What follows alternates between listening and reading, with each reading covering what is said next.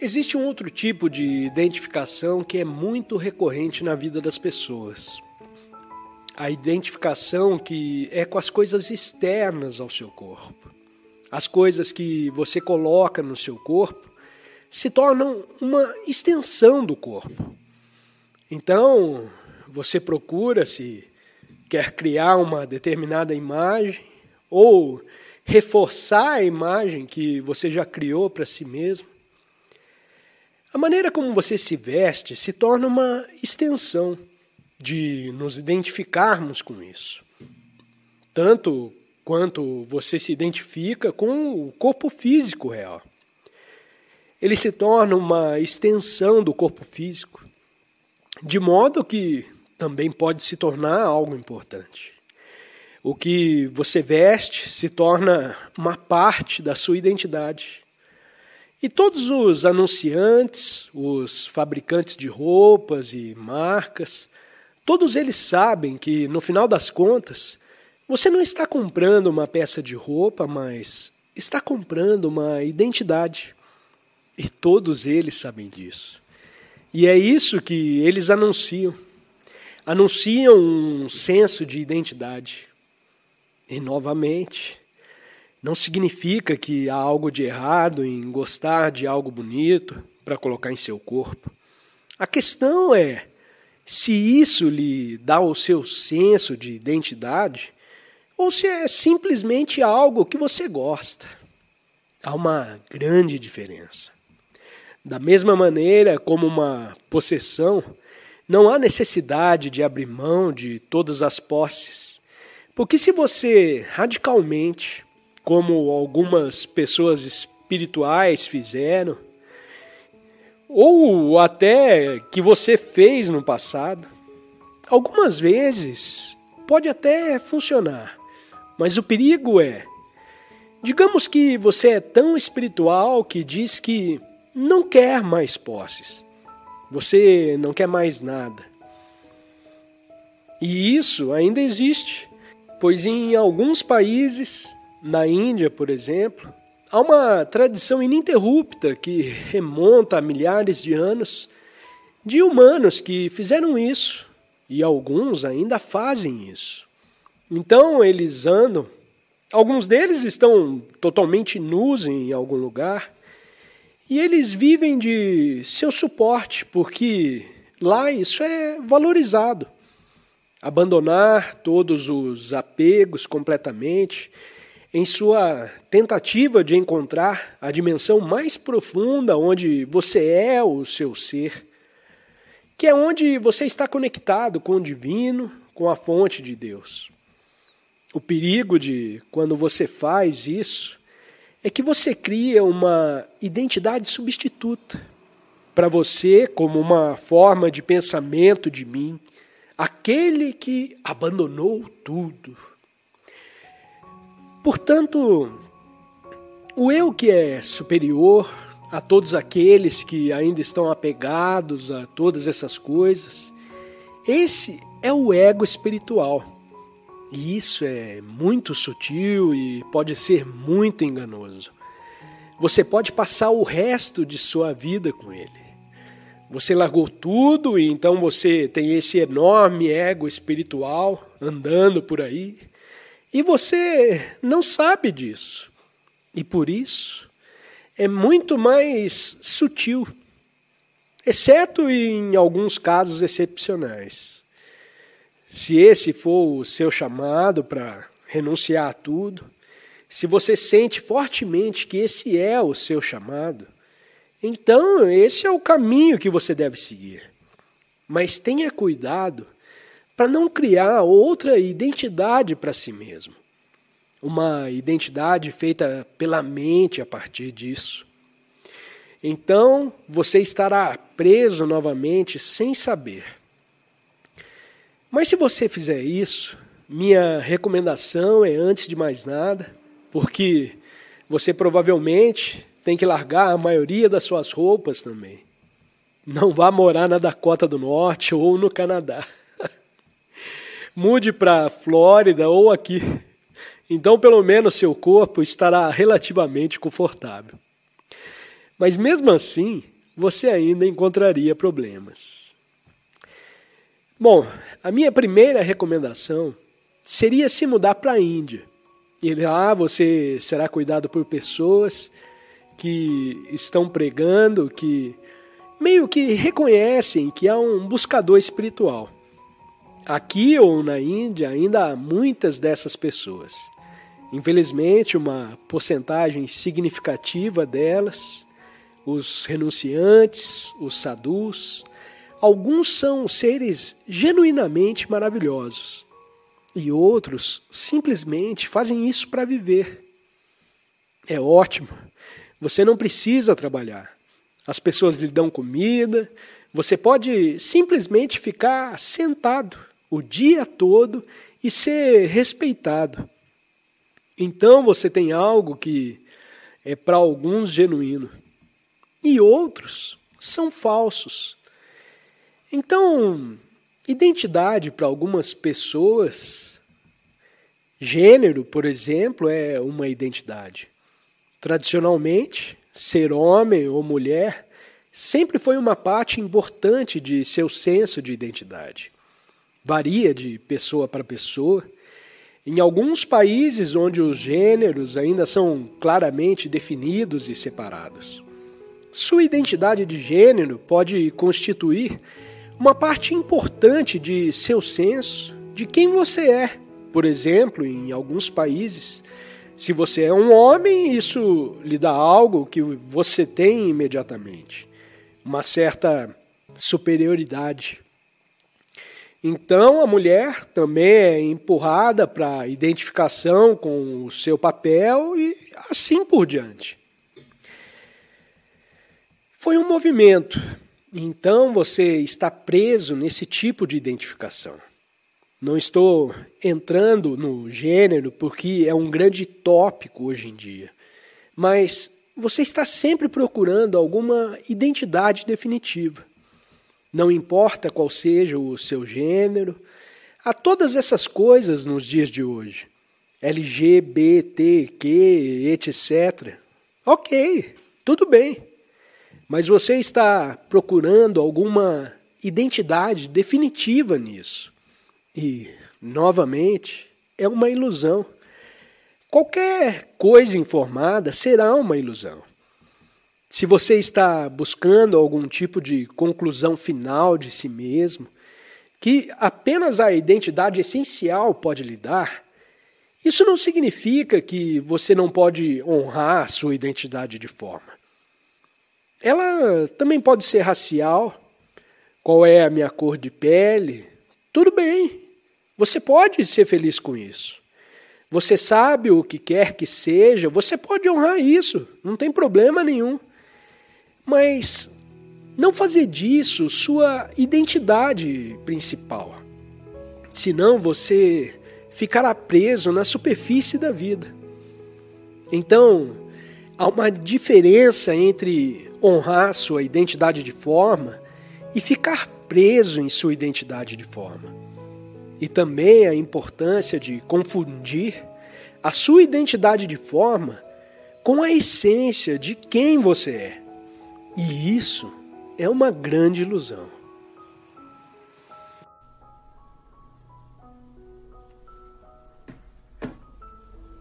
Quem nós pensamos que somos está intimamente ligado a como nos consideramos tratados pelos outros.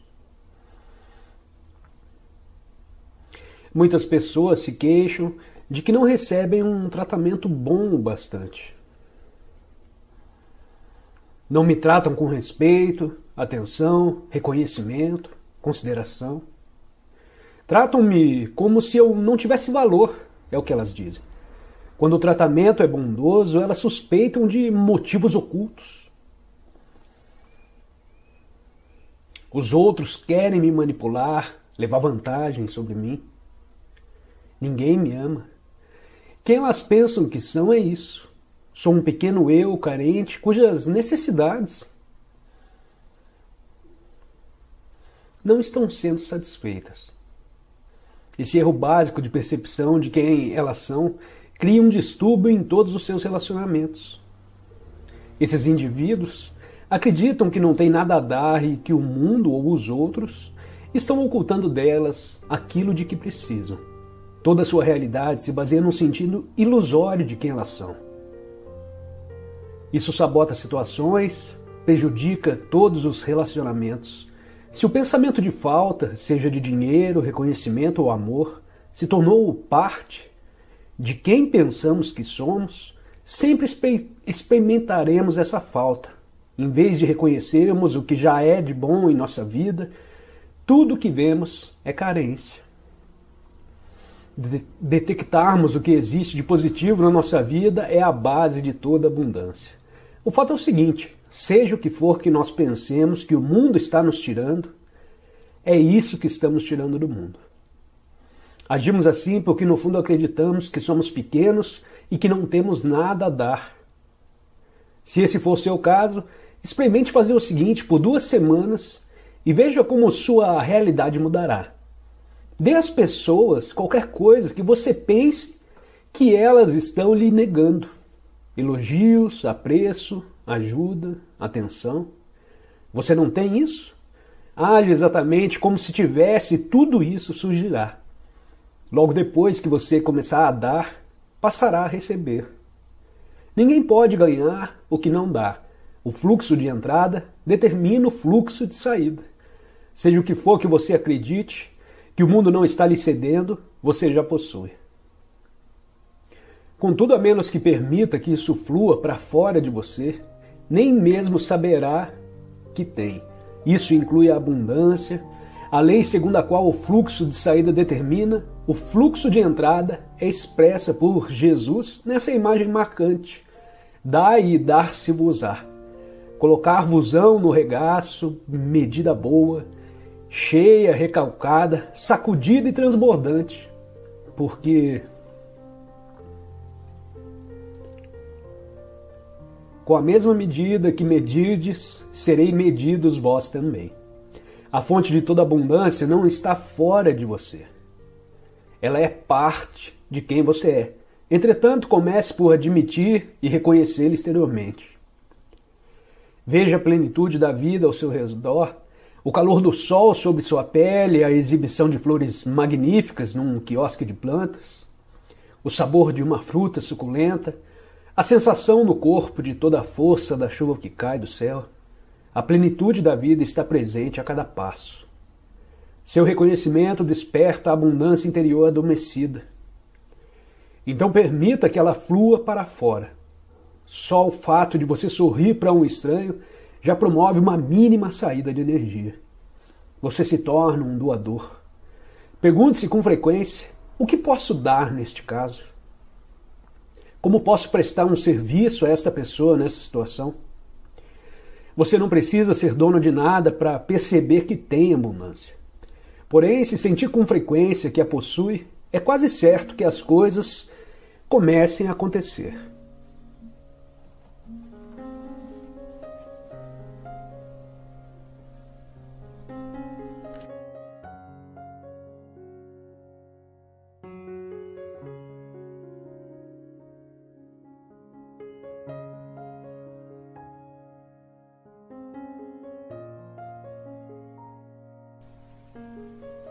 Um outro aspecto do sofrimento emocional é uma profunda sensação de falta, de incompletude, de não se sentir inteiro. Em algumas pessoas isso é consciente, em outras, não.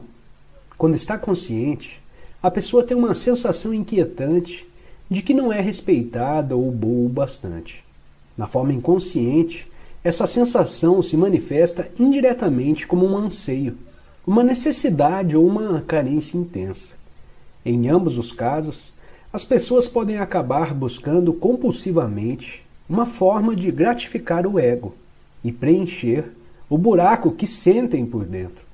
Assim, empenham-se em possuir propriedades, dinheiro, sucesso, poder, reconhecimento ou um relacionamento especial para se sentirem melhor e mais completas. Porém, mesmo quando conseguem todas essas coisas, percebem que o buraco ainda está ali e não tem fundo. As pessoas veem, então, que estão realmente em apuros, porque não podem mais se enganar. Na verdade, elas continuam tentando agir como antes, mas isso se torna cada vez mais difícil. Enquanto o ego dirige a nossa vida, não conseguimos nos sentir à vontade, em paz ou completos, exceto por breves períodos, quando acabamos de ter um desejo satisfeito. O ego precisa de alimento e proteção o tempo todo.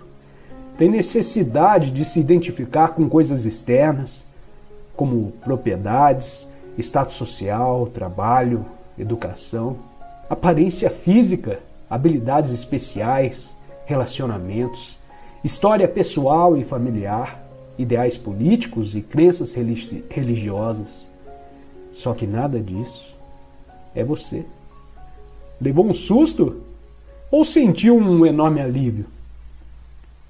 Mais cedo ou mais tarde, você vai ter que abrir mão de todas essas coisas. Pode ser difícil de acreditar, e eu não estou aqui pedindo a você que acredite, que a identidade não está em nenhuma dessas coisas.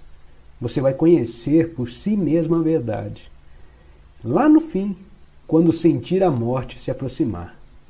Morte significa um despojar-se de tudo o que não é você.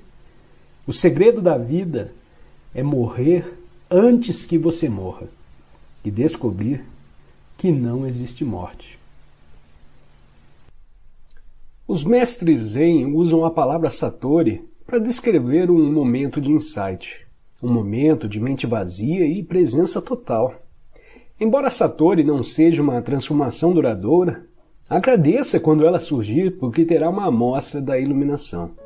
Isso já pode ter acontecido muitas vezes sem que você soubesse o que significava e como era importante. A presença é necessária para tomarmos consciência da beleza, da majestade e do aspecto sagrado da natureza. Você alguma vez contemplou o espaço infinito em uma noite clara? Estarrecido por sua calma, absoluta e incrível vastidão? Já escutou de verdade o som de um riacho, numa montanha na floresta? Ou o som de um melro ao cair da tarde em uma tranquila tarde de verão? Para perceber tudo isso, a mente tem que estar serena.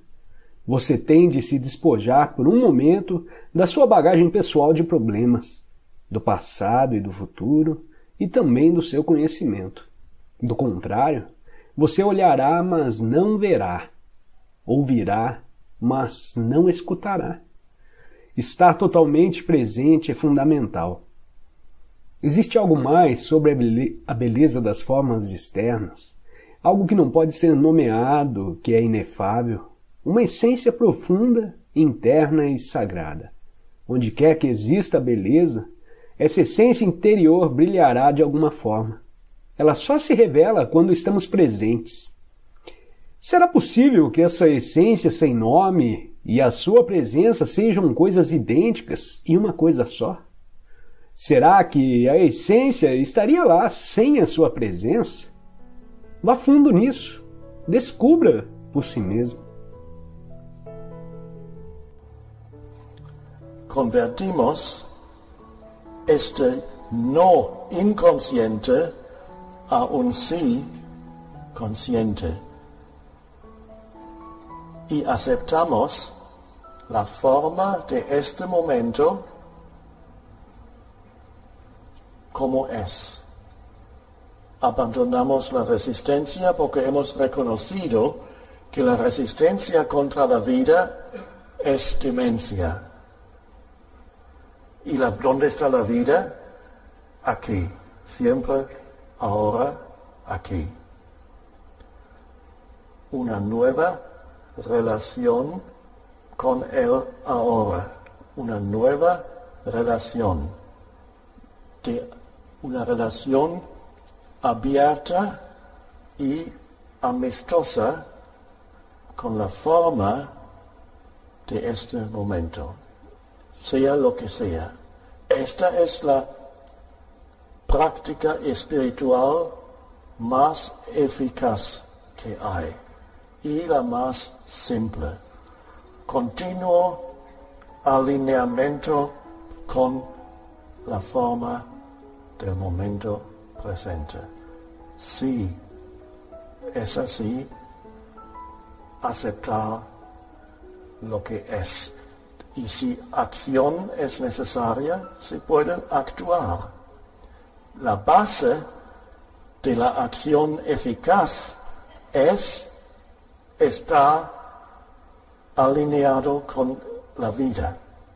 Entonces cada acción es mucho más eficaz que la acción que viene de la negatividad que va con el no.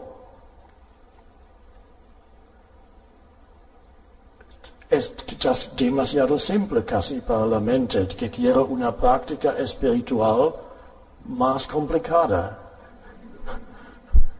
Que dame la práctica más complicada, la más especial, y dime cuánto tiempo va a durar, cuántos años necesito para llegar.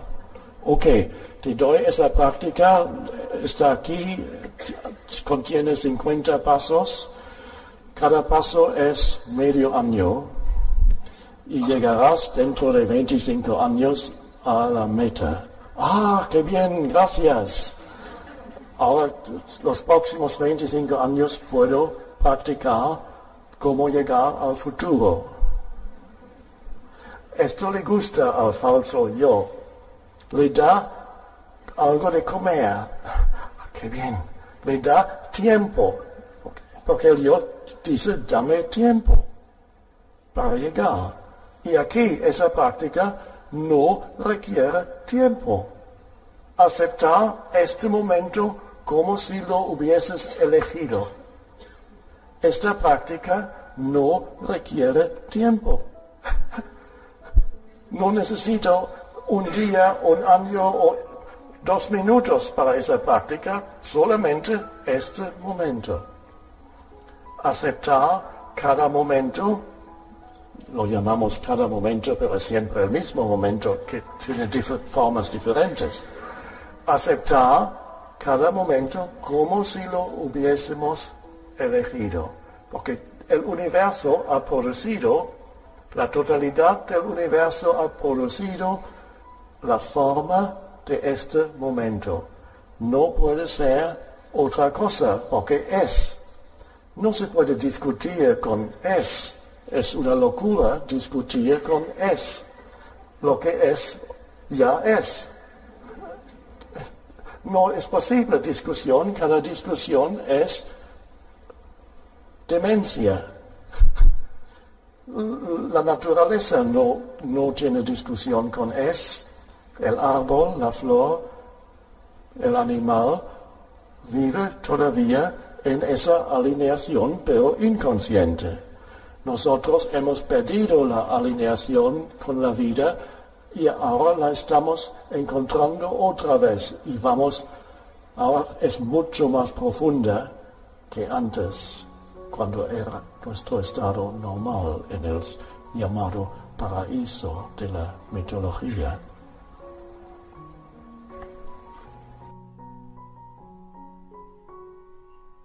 O ego vem sendo uma parte absolutamente necessária da evolução humana.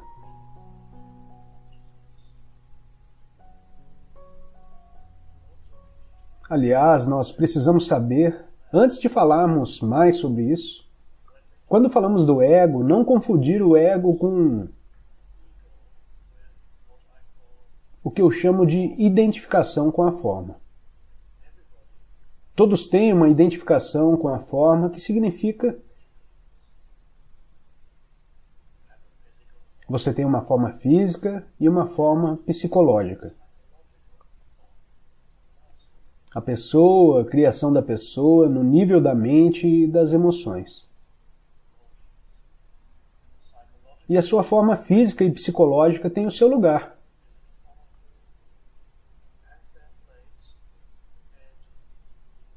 E não devem ser confundidas com um ego. Cuidar da sua forma, reconhecer e honrar isso, ou mesmo melhorar, isso é coisa boa. Você pode melhorar a sua forma física através dos exercícios e da nutrição certa. Você pode melhorar sua forma psicológica através de novas experiências. Ganhar mais conhecimento, aprender novas coisas, tudo isso é parte da sua identificação com a forma. Como identidade da forma, você não está completo ainda. Há muitas possibilidades, muitas coisas que você pode continuar fazendo. A menos que você tenha 100 anos, e nesse caso, você não precisa fazer muito. Quanto mais velho, mais você pode estar retornando para dentro do ser. Enquanto isso, alguma forma continua lá.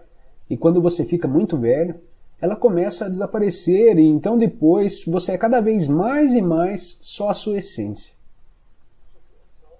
Então reconhecer a sua própria forma significa quando o ego desaparece. Desculpe, qual é a diferença da sua identidade da forma e o seu ego? É muito simples. Ego significa a completa identificação com sua identidade da forma. Isso significa que só se conhece a si mesmo como veículo físico, que pode ser bonito ou não, que pode ser gordo ou magro, ou o que seja, ou melhor, que todos os outros e etc. Ou ficando velho, eu não quero mais me olhar no espelho. Essa é a sua forma física, mental e emocional. E essa completa identificação com a identidade da forma é o ego. Então é importante, quando se fala sobre o ego, definir o que se quer dizer. Às vezes as pessoas discutem sobre o ego, uma pessoa entende uma coisa sobre essa palavra e a outra pessoa tem um entendimento bem diferente. Então é importante sabermos em qual sentido usamos a palavra ego. Agora, quando digo a completa identificação com a identidade da forma, o que essa identificação significa? Essa identificação significa que você deriva o seu senso de eu exclusivamente do corpo.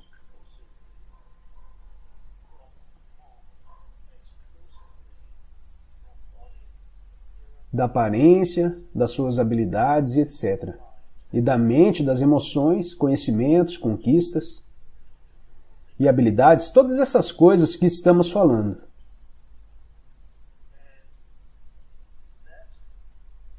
E isso é algo inevitável à medida que a consciência humana vem crescendo. Por milhares de anos, a habilidade de pensar cresceu.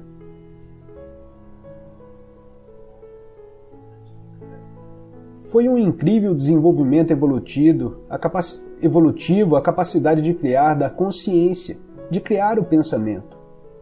O que aconteceu então foi que os humanos, antes do surgimento do pensamento, humanos viveram em um estado de conexão com o ser, com o todo.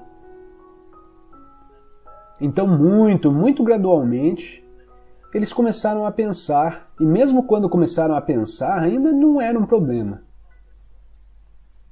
Era uma coisa maravilhosa. Alguns antropólogos, e eu acredito que estão corretos, quando dizem que quando os humanos começaram a pensar, que é algo que está linkado com o surgimento da linguagem. Muito do pensamento são palavras na sua mente. Então surgiu a linguagem, e à medida que crescia mais e mais, a habilidade de pensar crescia mais e mais. Alguns antropólogos dizem, e eu acredito que estão corretos, os primeiros humanos naqueles tempos em que o pensamento surgiu, acreditavam que os deuses falavam com eles, porque ouviram essas vozes na sua cabeça, então eles interpretaram seus processos de pensamento. como mensagens de Deus ou de deuses que podem ter dito: agora vai lá e mate aquelas pessoas naquele povoado. Talvez. Mas talvez ainda não estivessem chegando a esse estado, onde sentiram a necessidade de matar pessoas no povoado vizinho, que surgiu mais tarde quando eles começaram a se identificar mais e mais com as estruturas de pensamento em suas mentes. E o ego coletivo se desenvolveu antes do ego pessoal. O ego pessoal foi um estado posterior de desenvolvimento. Então a capacidade de pensar surgiu gradualmente. Cresceu mais e mais e suas consciências caíram mais e mais em suas mentes, em seus pensamentos. Gradualmente eles perderam essa sensação como um enraizamento, como ser, e esses foram os estados iniciais do ego se formando.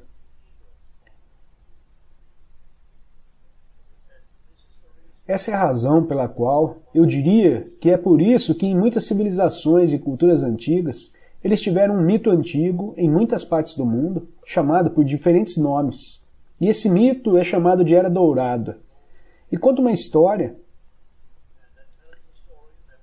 que era uma vez, há muito tempo, em um passado distante,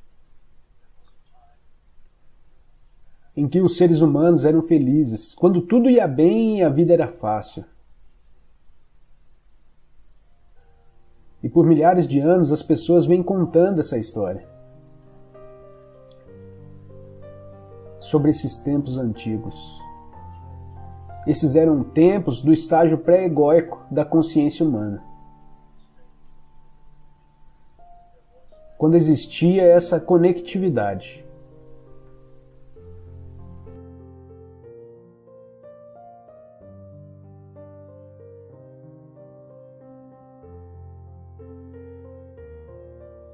Se pretende apoiar nosso canal e ajudar na geração contínua de conteúdo para você, é fácil. Basta visitar o link da lojinha na descrição sempre que precisar comprar algum produto. Com esse gesto simples, você estará oferecendo um apoio valioso